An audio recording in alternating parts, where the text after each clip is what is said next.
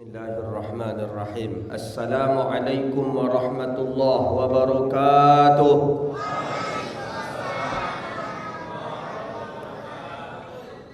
Alhamdulillahilladzi ni'matihi tatimmatus shalihat. Wa usalli wa usallim ala sayyidis sadat Nabiyyina wa habibina wa syafi'ina Muhammad wa ala alihi wa ashabihi wa man tabi'ahum bi ihsanin ila yaumil mi'ad. Subhanaka la ilma lana illa ma 'allamtana innaka antal alimul hakim. Rabbi yassir wa la tu'assir, ya Rabbi tammim bi khair. Puja dan puji syukur kepada Allah. Alhamdulillah, di waktu yang mulia ini Allah izinkan kita untuk bisa duduk di majlis yang mulia ini. Mudah-mudahan majlis ini majlis yang penuh barakah. Amin ya rabbal alamin. Ketika orang sudah mulai takut keluar dari rumahnya, ketika orang sudah mulai jauh dari masjid, alhamdulillah kita bisa datang ke masjid, bisa duduk di masjid. Ini suatu nikmat yang Allah berikan kepada kita. Mudah-mudahan nikmat yang seperti ini Allah istiqamahkan sampai kita meninggal dunia hendaknya. Amin ya rabbal alamin. Salawat dan salam kepada Nabi yang agung, Nabi yang mulia, Sayyidina Rasulullah Muhammad sallallahu alaihi wasallam. Allahumma salli wa sallim wa barik ala Sayyidina wa maulana Muhammadin wa ala alihi wa sahbihi ajma'in. Bapak Ibu yang dirahmati Allah, para alim ulama, cerdik pandai, pengurus masjid, RT RW, hadirin wal hadirat yang dirahmati Allah. Kita hari ini memperingati Isra wal Mi'raj.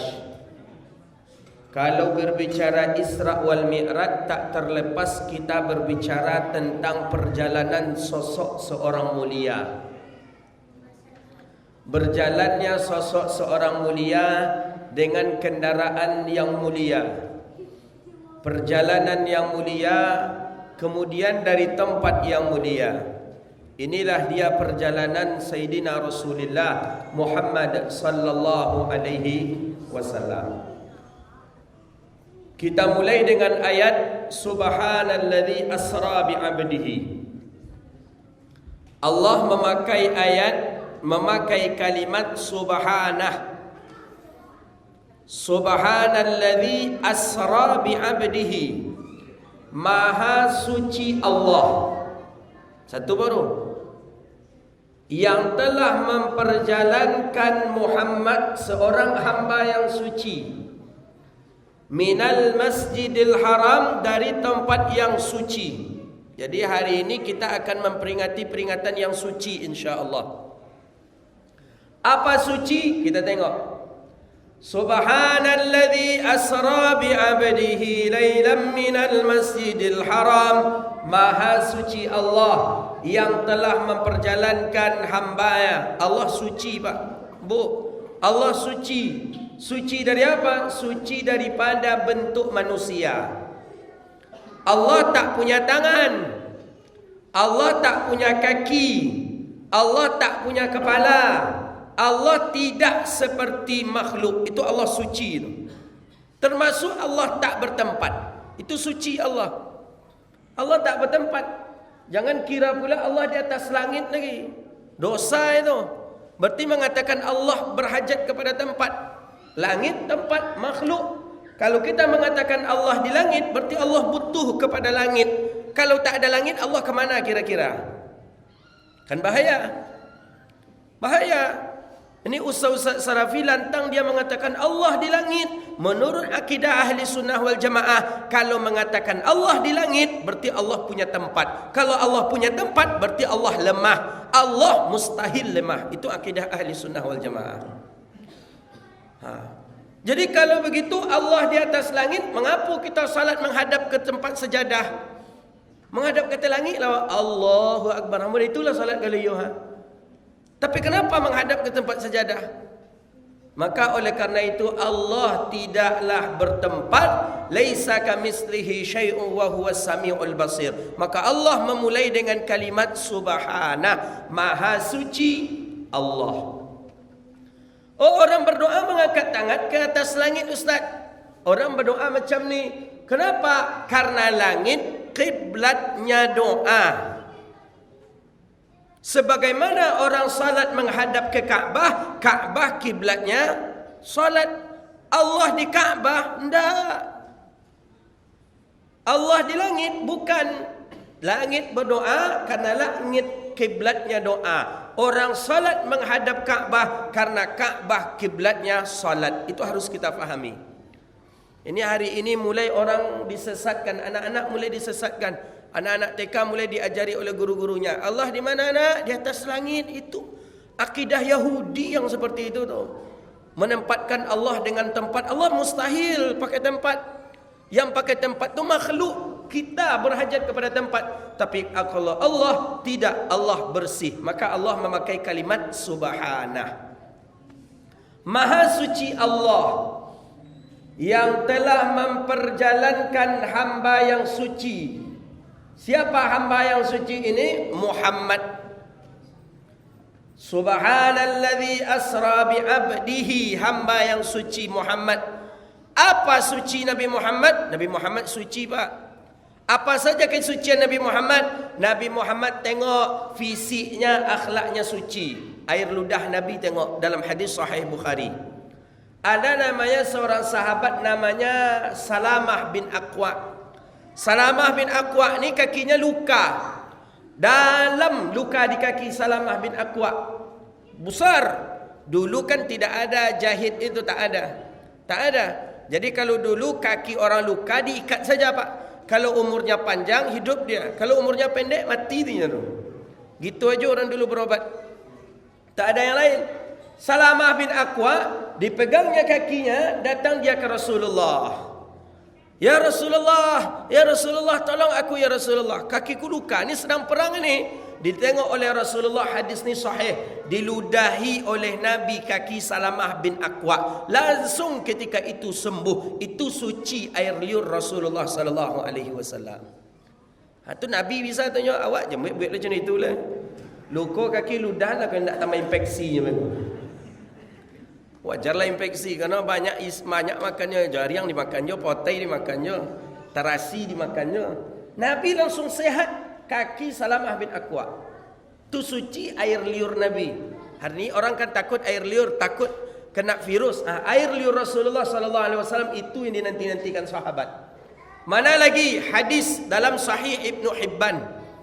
Ketika Sayyidina Ali bin Abi Talib sakit mata. Ramat. Ali bin Abi Talib sakit mata. Namanya ramat. Kalau Ramadan itu artinya sakit mata. Ramadan sakit mata artinya. Tapi kalau Ramadan baru bulan mulia. Beda kan Pak antara dad dengan dal. Ramadan itu bulan mulia. Kalau Ramadan itu sakit mata. Selama ni orang kita banyak sebut Ramadan apa Ramadan? Ramadan. Makanya sakit mata taruh ya juga. Ya. Kita sering bilang Ramadan, bukan Ramadan. Ramadan dengan dal kita. Nanti sebentar lagi akan kita dengar itu. Iklan sirup, iklan kecap, iklan sarung. Ada lagu itu. Di radio-radio pun sering itu. Ramadan tiba, Ramadan tiba, Ramadan tiba. Ya, kadang kita ketawa-ketawa aja di dalam mobil itu. Ramadan tiba, berarti sakit mata, tiba, sakit mata, tiba. Sakit mata, tiba. Jadi pakai kalimat Ramadan, bukan Ramadan. Itu dia. Ramad. Kata Nabi, besok nanti malam kita rapat, kata Nabi. Baik ya Rasulullah, rapat. Sahabat rapat kecuali Ali bin Abi Talib. Ali tak nampak. Kata Nabi, ainal Ali? Ali mana? Ali tak hadir ya Rasulullah. Ali ramat, kata sahabat. Ramat sakit mata. Baik, tetap lanjutkan. Dilanjutkanlah rapat. Setelah selesai rapat, Nabi singgah ke rumah anak perempuannya Fatimah. Singgah Nabi di rumah Fatimah. Mana Ali Fatimah? Ada ya di dalam. Keluarlah Ali bin Abi Talib, mata dalam keadaan merah dan agak bengkak sedikit. Kenapa engkau Ali? Saya ramat ya Rasulullah. Saya sakit mata ya Rasulullah. Ketika itu juga, hadis ni sahih ini. Ketika itu juga langsung diludahi mata Ali bin Abi Talib oleh Rasulullah. Ketika itu juga sembuh mata Ali bin Abi Talib. Itu tanda sucinya air liur Rasulullah sallallahu alaihi wasallam. Itu juga Nabi yang bisa itu. Awak yang cuba pula lagi. Sakit mata kawan, aku siko dah ubeknya kan. Aludahlah mata kena tambah bongkak mata tu. Itu Rasulullah. Suci.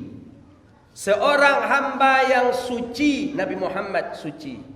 Apa suci Nabi lagi? Darah Nabi suci. Hadis sahih.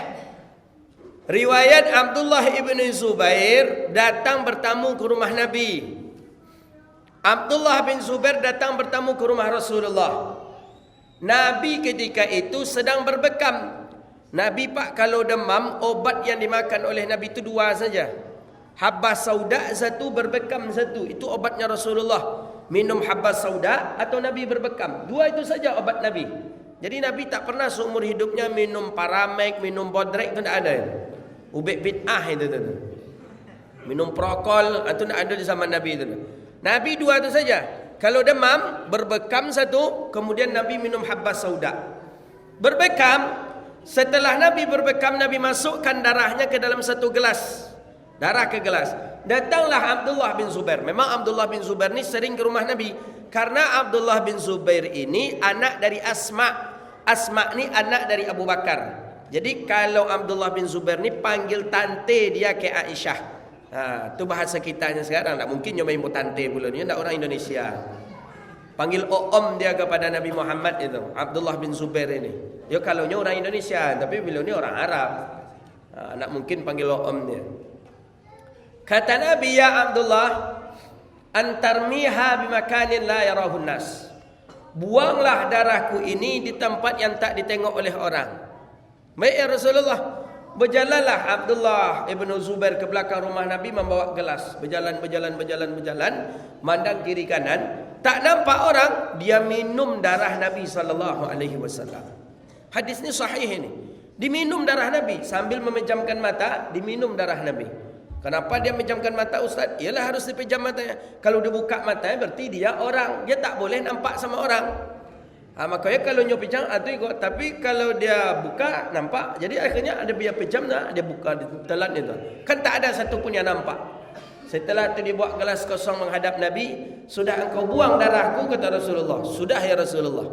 Di mana? Di tempat yang engkau suruh ya Rasulullah. Kata Nabi, saya suruh di mana? Di tempat yang tak ditengok oleh orang ya Rasulullah. Kacik Nabi, di mana tempatnya kacik Nabi? Nabi pun bingung, di mana tempatnya, kata Rasulullah. Kata Abdullah bin Zubair, syarabtu ya Rasulullah. Aku minum ya Rasulullah. Apa dalam riwayat? Man khalata damuhu 'ala dami dakhalal jannah ma'i. Siapa yang bercampur darahnya dengan darahku, maka dia akan masuk surga bersamaku. Tengok tu sucinya darah Rasulullah sallallahu alaihi wasallam. Dan darah sudah disepakati oleh ulama hukumnya haram. Semua darah najis, tak ada satu pun darah yang halal. Maka darah Nabi Muhammad suci. Begitulah kemuliaannya Rasulullah sallallahu alaihi wasallam. Kita jangan tiru pula lagi. Ada beko buaya tu, luka tangan buaya tu, awas kau buaya ada minum buyanya. Mati buaya tu mati pula kita lagi. Dapat corona buaya tu corona pula kita lagi. Tak boleh. Itu darah semuanya haram. Nabi orang mulia. Dua kemuliaan baru.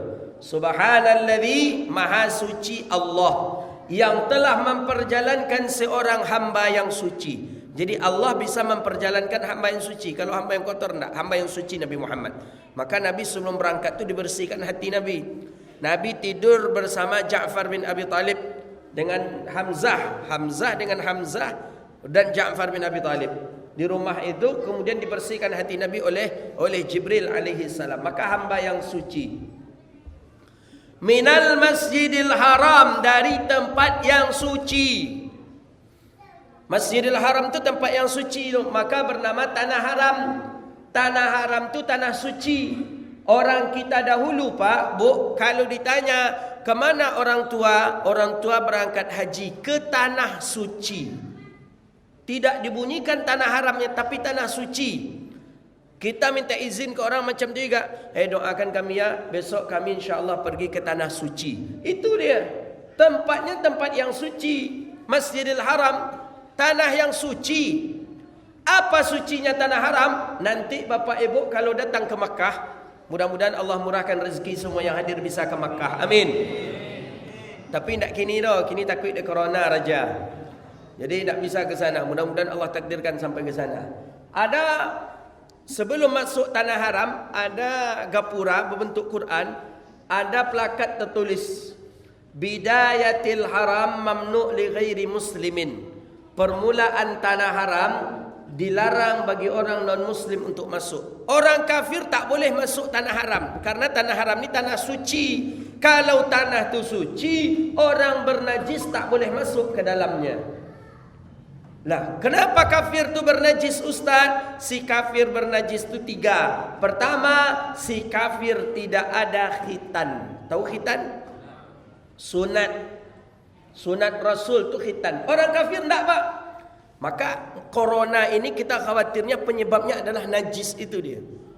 Orang kafir bawa najis. Sampai mati si kafir bernajis. Kita alhamdulillah Islam sudah diajarkan dari kecil, kita dianjurkan wajib untuk dikhitan. Wajib, Pak. Walaupun kita terlambat, tapi jadilah. Terlambat, Ustaz? Iya, Indonesia terlambat, Pak. Kita Indonesia baru khitan anak di kelas berapa SD? Kelas 5, kelas 6 SD. Terlambat dibandingkan orang Arab. Orang Arab anak disunat pas ketika lahir, Pak. Anak lahir, diputuskan tali pusatnya, langsung sang anak dikhitan. Ketika kecil. Bagusnya mana, Ustaz? Menurut ahli kesehatan, memang bagusnya anak dikhitan itu ketika lahir kecil. Apa eloknya, Ustaz? Pertama, dia masih kecil. Kalau kelas 6 SD itulah sebesar ini dia, Pak. Dah besar dia. Kalau baru lahir masih kecil. Kedua, dia masih lunak. Masih lunak, Pak. Masih lunak, kulitnya masih lunak. Kalau bahasa fikihnya kulfun namanya. Kulufnya ni masih lunak. Dia yang kita buang tu adalah kulitnya, bukan isinya. Kalau isi tu masa depan itu, jadi buang pula lah. Nanti balik dari sini ulang pula sunat. Rupanya salah sunat kita. Nyapu isinya rupanya disuruh Ustaz buang, kata jangan. Isi itu masa depannya. Kulfun, kulitnya. Kulit anak-anak kulitnya lunak. Umur 1 hari baru kulitnya lunak. Ketiga, dia darahnya sedikit. Keempat, sakitnya tidak begitu, mudah membukanya.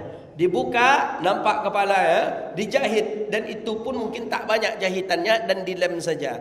Dan sakitnya sebentar. Maka orang Arab lebih suka dia anak dikhitan pas ketika lahir. Maka kata saya tadi, Indonesia ni kita terlambat khitan, Pak. Terlambat.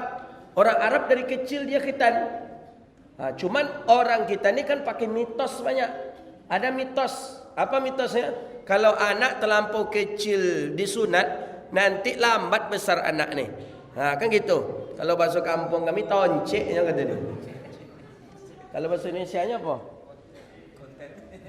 Toncat. Mana lah toncat? Apa?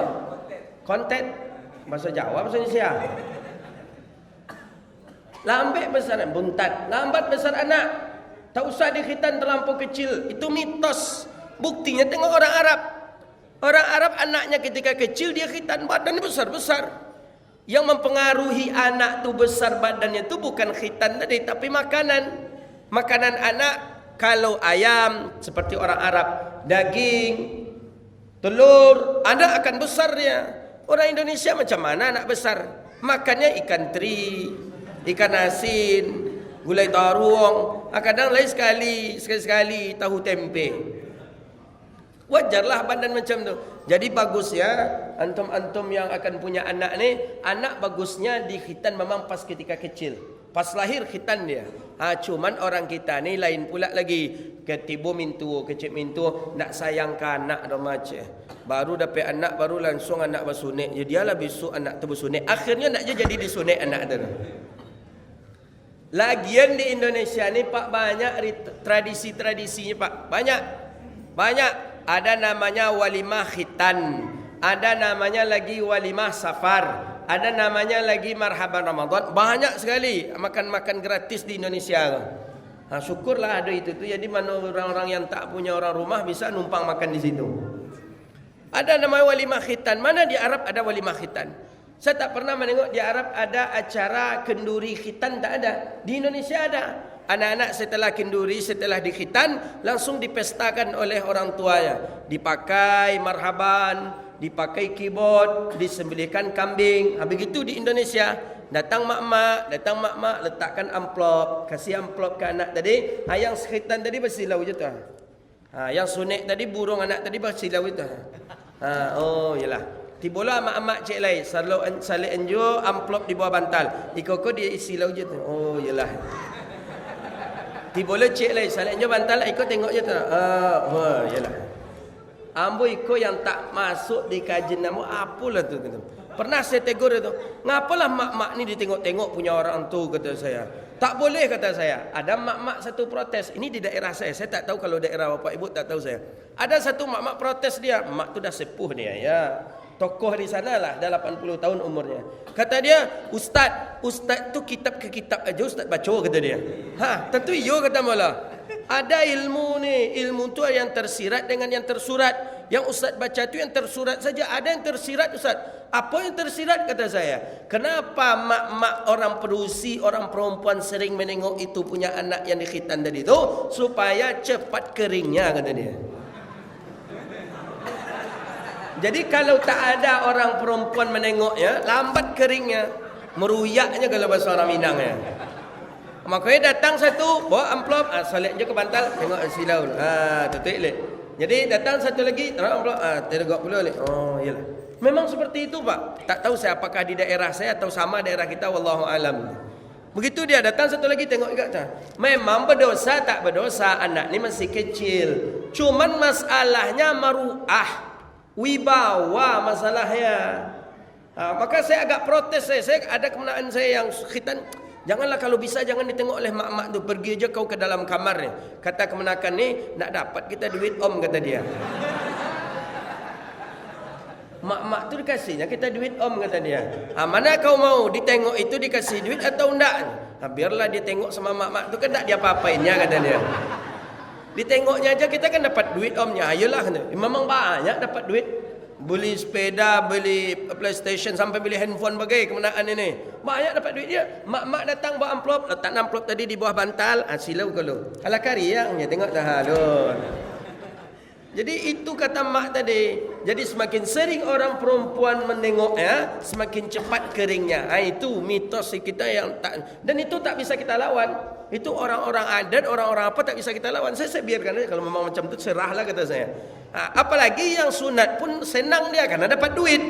Ayolah biarlah enggak apa dah. Cuman masalahnya maruah.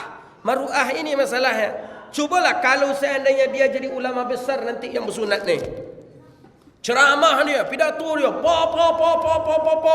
ibu-ibu yang mendengar ni kebetulan pernah menengok itu dulu. Apa yang terbayang di otak ibu-ibu tu? Oh, ustaz tu punyanya pernah dia tengok dulu tu kata dia. Kan tak mantap ya dia. Rusak meruahnya. Itu untung kalau berceramah. Kalau imam macam mana rusak solat ibu-ibu tu jadinya. Imam ni suaranya enak pula tu. Bismillahirrahmanirrahim. Merdu sekali. Saking merdunya ibu-ibu ni dah lain pikirannya. Berarti memang mantap lah yang kau batang kamu tengok itu kan lah. Ancak suara anak kau kata dia. Itulah. Itu di daerah saya atau memang daerah bapak ibu ada juga seperti itu? Oh ada, berarti sama lah kita berarti. Ya daerah saya tak bisa dicegah. Saya pernah juga, janganlah kata saya. Datang orang tua saya. Jangan ditakut-tagan pula orang, biarlah orang tu menengok kata dia lah. Saya yang lama sekali, yang mak-mak yang sepuh tadi, dia itu itulah makanya karyang ustaz keciknya lah. Apa hubungan mato mak-mak je itu bisa karyang pula. Itulah dia. Jadi itu khitan. Jadi khitan punya muslim. Orang kafir tak ada berkhitan. Maka si kafir tu sampai hari ini bernajis. Bernajis. Setiap kotoran yang keluar dari zakarnya, dari kemaluannya bernajis. Maka kita dalam mazhab Syafi'i khitan tu wajib laki-laki dan perempuan. Dalam mazhab Syafi'i khitan laki-laki semua ulama mazhab wajib. Khitan perempuan khilafiyah ulama. Dalam mazhab Syafi'i khitan perempuan itu hukumnya wajib. Dalam mazhab Imam Hambali mengkhitan perempuan hukumnya makruh. Kenapa wajib dikhitan perempuan? Untuk mengurangi syahwatnya. Jadi syahwat perempuan ni membeludak, Pak. Kalau dalam hadis dibilang, di dalam hadis dibandingkan kita laki-laki ni, syahwat perempuan ni sampai 98, Pak. 98. Ada yang mengatakan 99 syahwatnya satu akalnya. Maka pedusi itu kalau nyoberang itu tu memang keluar sado, Pak. Jo muncul-munculnya satu mengecek, jo tangan-tangannya satu bulu tu Karena syahwatnya tinggi, akalnya sedikit.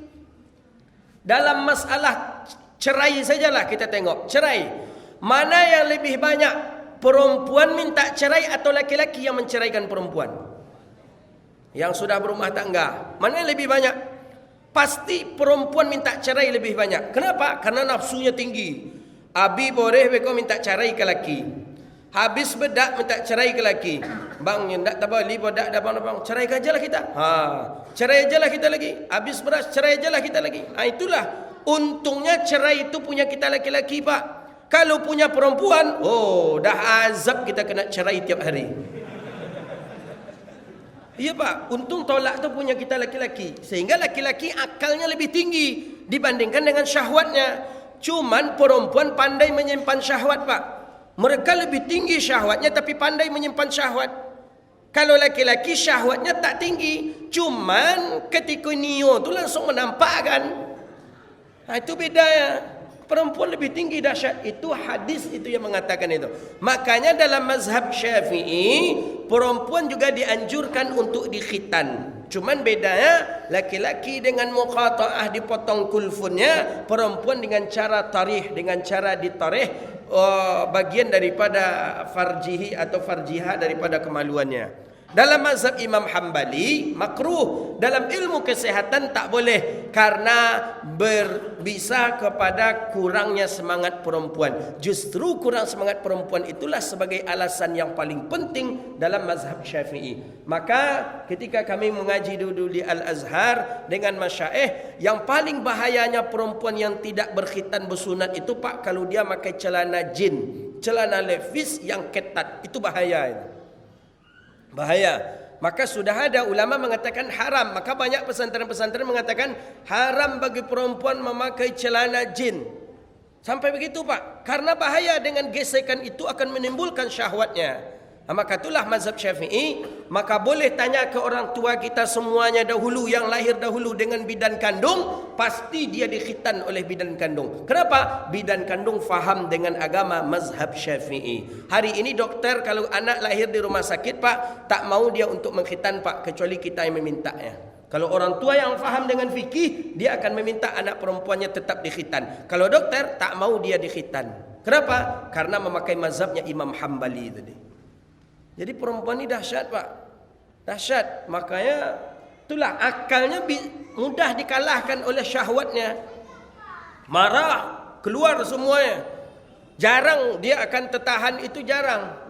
Makanya bisa dikalahkan oleh akalnya tadi ketika mudah saja. Ketika kita cekcok dengan isteri, kita keluar, isteri diam, kita masuk ke rumah balik, pastinya ulangnya balik. Diulang dia balik. Karena akal yang satu tadi dikalahkan oleh syahwat yang 99 tadi.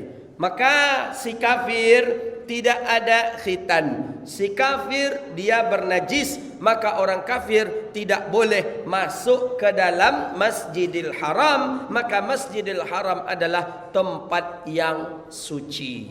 Itu dia. Masjidil Haram tempat yang suci, kafir tak boleh. Kenapa lagi? Karena orang kafir ini najis minat ta'amih.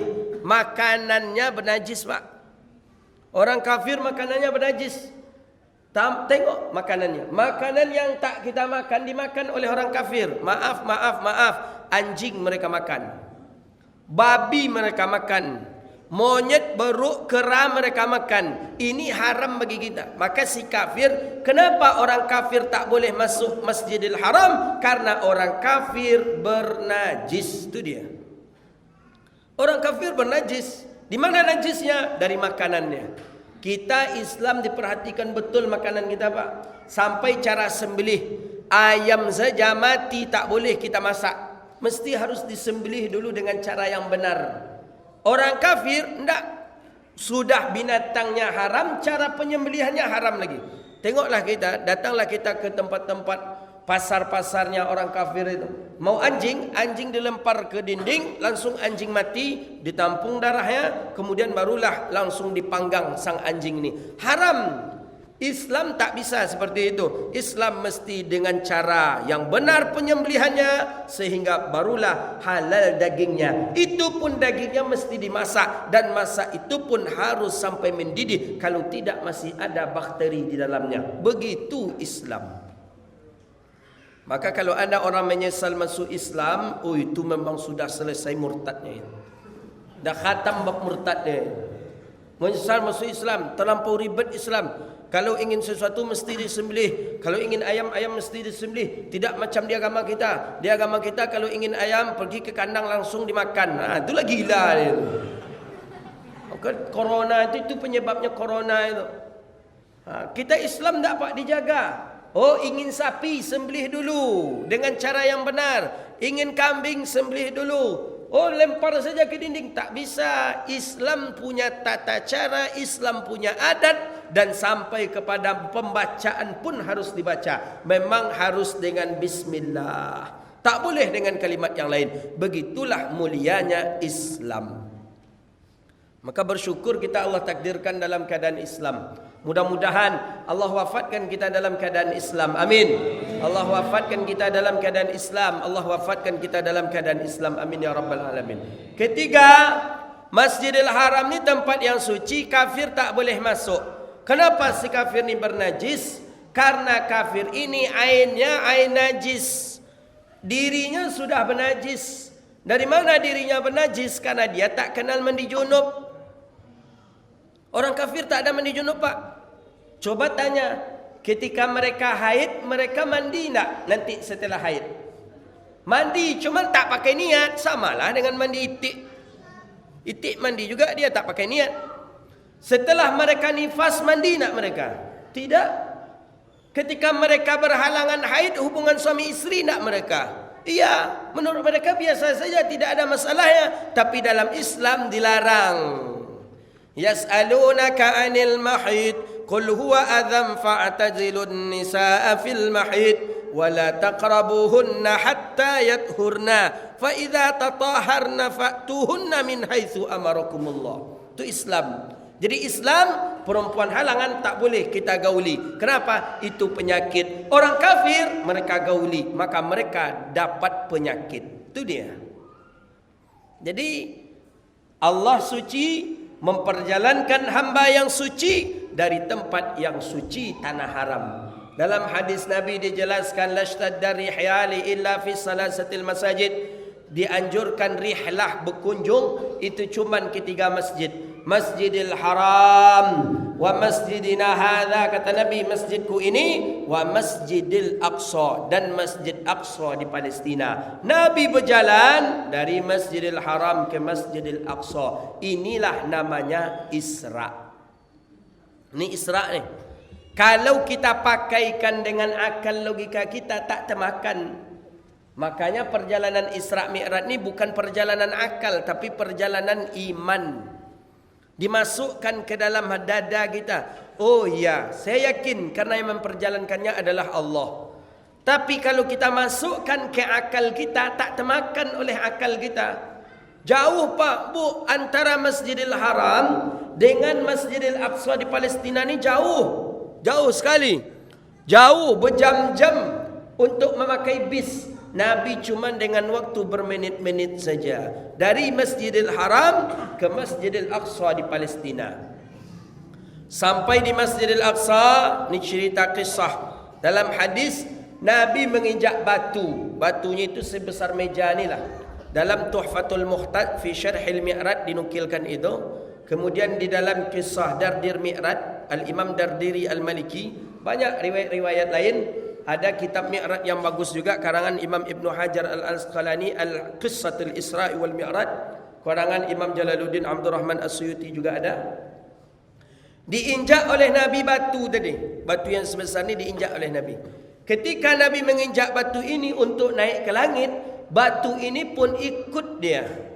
Ikut dia ingin pergi Isra' wal Mi'raj. Ingin ikut batu tadi. Tapi ketika batu tadi nampak oleh Jibril, Jibril langsung melarang batu. Hei Hajar, hei batu, diam engkau. Engkau takkan sanggup sampai menuju Allah. Engkau takkan sanggup sampai ke atas langit sana. Diam engkau di sana. Diamlah batu tadi. Sampai hari ini masih ada batu itu di Masjidil Aqsa. Itu tanda yang sampai hari ini yang masih tinggal. Batu yang tidak ada penggantungnya dari atas, tidak ada penompangnya dari bawah. Mudah-mudahan kita bisa menengok batu ni nanti ke Masjidil Aqsa. Amin. Saya orang-orang yang dah balik dari Masjidil Aqsa, termasuk teman-teman saya orang Palestina, waktu kuliah di Al-Azhar dulu, pernah saya tanya, kata dia betul.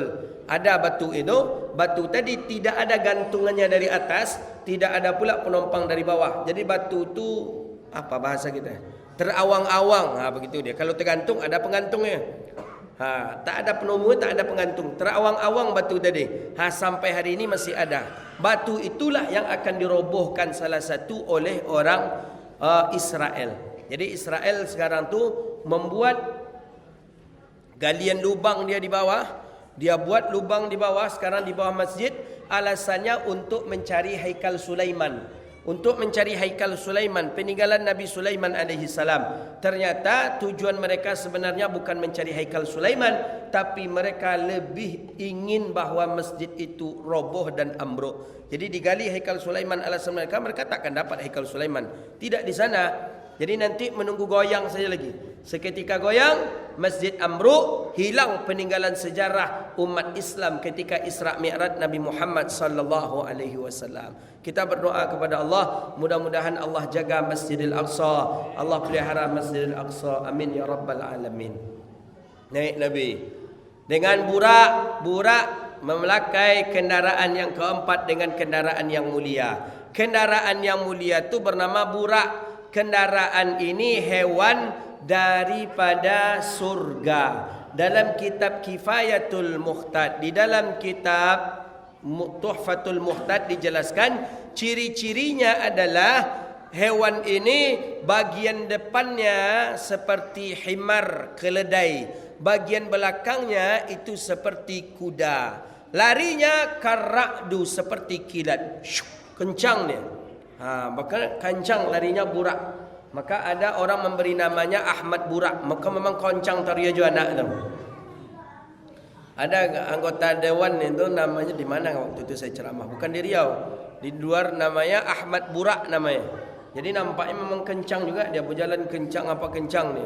Ahmad Burak. Burak seperti pertil kalbar, kencang.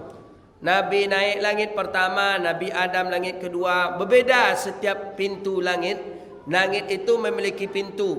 Dalam tafsir Khazin dijelaskan juga dalam syarah Muslim Al-Minhaj, syarah Sahihul Muslim Ibn Al-Hujjaj, bahawa langit itu punya pintu. Setiap langit punya pintu, setiap pintu ada pengawal. Langit yang pertama berjumpa dengan Nabi Adam, fasallim alaih. Nabi mengucapkan salam. Assalamu alayka ayyuhan nabiyyu wa rahmatullahi wa barakatuh, kata Nabi Muhammad. Dijawab oleh Nabi Adam, assalamu alayna wa ala ibadillahi salihin. Itulah sampai hari ini diabadikan di dalam solat. Kapan kita baca? Ketika ruku atau ketika sujud? Ketika sujud nak semayang berarti. Ketika tahiyat, at-tahiyyatul mubarakatus salawatut thayyibatu lillah. Assalamu alayka ayyuhan nabiyyu wa rahmatullahi wa barakatuh. Itu salamnya Nabi kepada Nabi Adam. Dijawab oleh Nabi Adam, assalamu alayna wa ala ibadillahi salihin. Itulah dia. Itu bacaan interaksi dua orang Nabi ketika berada di langit yang pertama. Terus langit yang kedua Nabi Yusuf, langit yang ketiga Nabi Idris, sampai ke langit yang keenam Nabi Musa, terus ke langit yang ketujuh dengan Nabi Ibrahim alaihi salam. Terus Nabi kemana lagi? Ke atas masih ada namanya Sidratil Muntaha. Jibril tak sampai sana, cuman ada lagi di atas Sidratil Muntaha, ada namanya Mustawa. Ada lagi di atas Mustawa, ada namanya Raf-Raf. Jibril tak sampai ke dua tempat ni. Jibril tak sampai ke Mustawa, Jibril tak sampai ke Raf-Raf. Jibril cuma sampai ke Sidratil Muntaha. Kata Jibril, aku sampai di sini menemani engkau Muhammad. Aku tak sanggup menemani engkau Muhammad, engkau pergi sajalah sendirian. Maka Nabi tetap pergi, melanjutkan ke Mustawa dengan ke satu lagi Raf-Raf. Makanya menurut ulama sufi, termasuk Imam Subqi dengan Imam Baihaqi, mengatakan bahawa sendal Nabi lebih mulia dibandingkan Jibril. Kenapa Ustaz? Sendal Nabi sampai ke Mustawa, sampai ke Raf-Raf, Jibril tak. Maka itulah dibuat nazam oleh Imam Baihaqi, Imam Subqi Baihaqi, orang yang meletakkan telapak sendal Nabi di atas kepalanya, maka akan Allah tunaikan hajatnya dan dijaga dia dari segala mara bahaya. Maka itulah banyak orang meletakkan telapak sendal Nabi di atas kepalanya. Macam mana telapak sendal Nabi itu? Ni teman kita ni pakai telapak sendal Nabi dia ni. Tu Ustaz Rami satu. Buka Ustaz, boleh tahu apa-apa ke macam mana sendal Nabi tu? Buka kopi Ustaz lu tengok macam ni seperti itu. Tu telapak sendal Nabi yang hijau ni satu, cuba buka.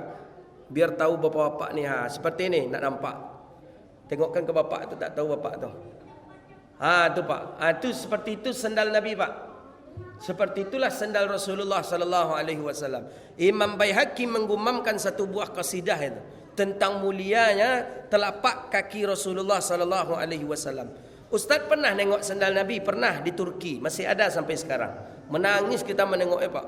Rasa-rasa baru kemarin Nabi kita meninggal dunia.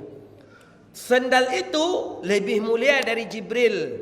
Sendal itu sampai ke Mustawa, sendal itu sampai ke Raf-Raf, sedangkan Jibril cuma sampai ke Sidratil Muntaha. Nabi tak buka sendal dia Pak. Tak buka sendal Nabi ketika di Masjidil Aqsa. Begitu Isra wal Mi'raj ini memang agung betul. Sayyidina Rasulullah sallallahu alaihi wasallam, mulia Nabi kita Muhammad sallallahu alaihi wasallam. Singkat cerita, Nabi dapat perintah salat 50 waktu. Ada orang mengatakan dalil Isra Mi'raj inilah Nabi mengatakan bahawa Allah tu di atas langit, Nabi dapat 50 waktu. Tidak. Nabi ke atas karena atas tu tempat mulia. Nabi ke atas karena perintah Allah. Allah ketika itu sedang di atas, bermuajahahkah Allah dengan Nabi? Tidak. Jangan disangka muajahah berhadap-hadapan seperti ini. Tidak, mustahil. Jadi bagaimana? Ada yang mengatakan bidunil kaif, dengan tidak ada kaifiatnya. Tak bisa akal mentasawurkannya. Nabi sendiri tak bisa menjelaskan kepada sahabat tata cara perjumpaan Nabi dengan Allah. Yang intinya Nabi mendapatkan perintah salat pertama kali 50 waktu sehari semalam. Banyak tu 50 waktu tu Pak. Kata Nabi Ibrahim, kam wajadta min Allah? Engkau berapa dapat daripada Allah? Kata Nabi Muhammad, aku dapat 50 waktu. Kata Nabi Ibrahim, umat engkau umat yang kecil Muhammad. Ummatuka ummatan saghirata wa dha'ifah. Umat engkau umat yang kecil, takkan sanggup mereka 50 waktu sehari semalam. Ya Pak, kalau jadi 50 waktu tu, tak bisa ngapa-ngapain kita. Baru nak pakai sepatu orang lah azan pula. Baru nak pakai kain sarung orang lah azan pula sekali lagi. 50 waktu. Kalaupun jadi 50 waktu tu, awak pun mungkin tak ada di siku kau. Apa tu Ustaz? Ayah mak awak nak sempat menikah baru dah. Kalaupun sempat menikah baru masuk kamar orang lah azan pula. Baru kan naik kata kasul azan pula. Tak kan ada kalau jadi 50 waktu tu. Saking sibuknya. Nabi Ibrahim faham. Takkan ada umat engkau nanti yang akan salat Muhammad. Umat engkau umat yang kecil. Kalau dibandingkan tinggi kita dengan umat Nabi Ibrahim. Umat Nabi Ibrahim tu tingginya 40 zira'ah. Zira'ah hesta. 40 hasta. 2 hesta 1 meter. 40 dibagi 2. 20 meter. 20 meter tingginya umat Nabi Ibrahim. Iko kata iko berapa meter? Hah? 6 meter. Tu sampai ke atas 11 meter. 11 meter. Ini 20 meter tingginya. Macam mana kira-kira kalau diundang pergi kasih kau ceramah? Umat Nabi Ibrahim tadi masuk ke pintu tu aja mungkin cek kepalanya aja masuk baru ni. Kena tangannya. Itu tingginya. Tak sanggup mereka salat 50. Minta kurang Muhammad. Intinya dapatlah dengan bermuajah. Ada yang mengatakan Nabi ketika itu minta kurang itu dengan cara berdoa, dengan cara dialog tapi dengan cara doa. Intinya dapat 5 waktu sehari semalam. 5 waktu itulah yang bisa kita lakukan hari ini, yang sanggup oleh kita. 5 waktu itu itulah dia subuh, zuhur, asar, maghrib, isya. Itu dia. Subuh, zuhur, asar, maghrib, isya. 5. Masih banyak orang kita yang tak salat. Berarti memang orang kita tidak bersyukur di atas nikmat Allah Subhanahu wa taala. Tak bersyukur dia. Padahal ini nikmat yang terbesar yang Allah berikan kepada kita. Masih ada orang kita yang sibuk bekerja, asar masih dalam perjalanan, nantilah kalau sampai rumah nanti. Sampai di rumah belum mandi, badan masih bau, mandi orang sedang azan maghrib, siap mandi, perut lapar makan, siap makan, merokok, masuk waktu isya, perut konyang, mantau mengantuk, lolok, tiba subuh lah lama aja lah. Ada orang kita yang seperti itu Pak. Yang seperti itu, subuh enak dia tak bangun. Apalagi azan subuh di Indonesia, azan subuh yang paling lezat dan paling enak di dunia. Azan subuh di Indonesia paling bagus Pak. As-salatu khairum minan naum. Itu siapa yang kamu jago waktu itu? Tengok orang-orang Arab azannya. Arab Pak. Saya di Arab, sekolah S1, S2, S3 saya di Arab. Sudan, Mesir, Jordania, Qatar, Emirat Arab, Yaman, daerah itulah Makkah, Madinah. Azan subuh tu Pak berbeda dengan azan yang lain. Kecuali di 2 tempat. Masjidil Haram, Masjid Nabawi itu memang indah azannya. Wajar Pak. Kenapa Masjidil Haram indah azannya? Karena yang datang tu tamu. Orang yang memang pergi beribadah ke sana, yang sudah bangun mereka, maka bagus azannya. Tapi di luar daripada itu datanglah ke Jeddah, datanglah ke Riyadh, datanglah ke daerah Mesir, ke Sudan, pasti azan subuhnya berbeda. Azan subuhnya Pak berbeda Pak.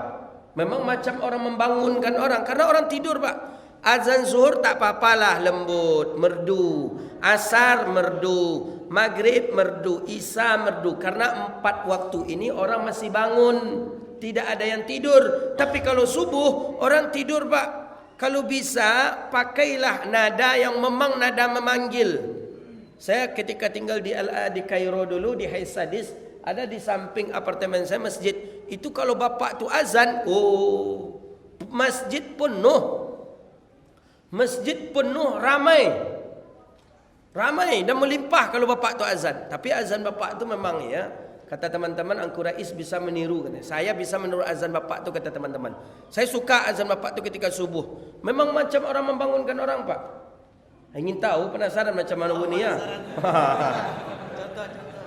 Allahu Akbar, Allahu Akbar, Allahu Akbar, Allahu Akbar. Asyhadu an la ilaha illallah, asyhadu an la ilaha illallah. Begitu azannya Pak kalau subuh. Wajarlah orang ramai apa indak macam orang minta tolong. Tolong, tolong. Wajar dia, karena subuh Pak, subuh tu orang tidur. Jangan lembut-lembut azan. Buat macam tu, Allahu Akbar, Allahu Akbar. Ya, pada itu tak ya. Asyhadu an la ilaha illallah, Asyhadu an la ilaha illallah. Coba besok praktekkan langsung, insya-Allah ramai masjid ini. Setidaknya orang ke masjid bukan pergi salat Pak, tapi menengok siapa yang azan tu kata dia. Cuba azan macam tu, besok kata pengurus jenazah ni nak malu kata dia. Tapi pengurus tak faham, untuk meramaikan masjid harus seperti itu. Saya kalau disuruh orang, saya azan subuh, saya seperti itu sekarang saya buat. Jadi kalau ditanya, Ustaz nak pandai azan Ustaz? Dah ngazan dan ketika maghrib. Gitu kan ke dia. Tengok azan maghrib saya. Azan subuh memang seperti itu. Subuh, azan tu kan lil i'lan. I'lan memberi pengumuman. Memberi bangun, mengejutkan. Jangan pelan-pelan kalau subuh. Ini subuh payah orang jago subuh tu. Baik banduan-duan tak macam orang lalok lah nak. Oh nak lalok lah. Hayya 'alas salah. Itu sama lalok lah nak. Yalah. Maka wajar yang datang ke masjid tu saf, 2 saf. Besok pagi cuba azan model itu. InsyaAllah banyak datang tu. Cuman sekali tu dapat azan yang siap tu nyusi tu orang lah. Nak pandai azan-azan juga katanya. Begitulah dia. Maka oleh kerana itu, tidak ada lagi alasan kita untuk tak solat. Tak ada lagi alasan kita untuk meninggalkan solat. Tak ada lagi alasan kita untuk tidak melaksanakan solat. Siapa saja dia, seorang Muslim wajib melakukan solat. Solatlah ibadah yang tak ada rukhsah ya Pak. Sedekah masih ada rukhsah, puasa masih ada rukhsah, tapi kalau solat tak ada rukhsah. Tak bisa duduk berbaring, tak bisa berbaring tidur, tak bisa tidur isyarah dengan mata, tak bisa isyarah dengan hati, itu solat. Maka solat tidak ada satu pun alasan kita untuk tidak melaksanakan solat. Kalau dalam fikih Pak, solat tu yang tak boleh melakukan solat tu 3 ni. Pertama orang yang berhalangan haid, yang kedua orang gila, yang ketiga orang mati. Itu dia. Orang berhalangan, orang gila, orang mati. 3 ni saja yang tak solat. Maka kalau ada bapa-bapa di rumah, ibu-ibu yang tak solat, mungkinnya sedang halangan. Atau bisa jadi dia sedang gila. Maka kalau ada abang-abang suami ibu-ibu yang masih belum solat, beli pembalut tu encik kenyo. Kau bang pakailah kau bang ya. Apa dia kau ya? Abang kan halangannya. Ndak ada laki-laki mah ya. Abang kan tak solat bilang. Insya-Allah langsungnya solat kita. Masa laki-laki tak solat, apa alasan kita laki-laki tak solat? Sakit duduk, tak ada air tayamum, musafir jamak, qasar, solat ibadah yang tak ada halangannya. Tak ada, 3 tu saja halangannya. Haid 1, gila 1, mati 1. Itu dia. Maka siapapun yang mendengar kajian Kimai, salatlah. Datanglah ke rumah Allah, dirikanlah salat. Maka mudah-mudahan kita termasuk orang-orang yang diizinkan Allah untuk menghibur dan masuk ke dalam surga Allah Subhanahu wa taala. Amin. Ya Rabbal Alamin. Mungkin itu kajian dari saya. Mohon maaf atas segala kesalahan dan kekurangan. Terima kasih atas segala perhatian. Subhanakallahumma wa bihamdika asyhadu an la ilaha illa anta astaghfiruka wa natubu ilaih. Wa sallallahu ala nabiyyina Muhammadin wa ala alihi wa sahbihi ajmain. Oh ya, ada adik-adik ni. Langsung doa. Baik, silakan adik-adik kita ni, ada yang nak adik-adik kita ini nak kuliah ke luar negeri. Jadi kita mintalah dia mempresentasikan keinginan dia dan apa tujuannya, dan nanti bapa dan ibu bolehlah membantu adik-adik kita ini. Ya, dipersilakan. Nanti langsung doa nanti ya. Baik, itu saja dari saya. Subhanakallahumma wa bihamdika asyhadu an la ilaha illa anta astaghfiruka wa atubu ilaik. Assalamualaikum warahmatullahi wabarakatuh.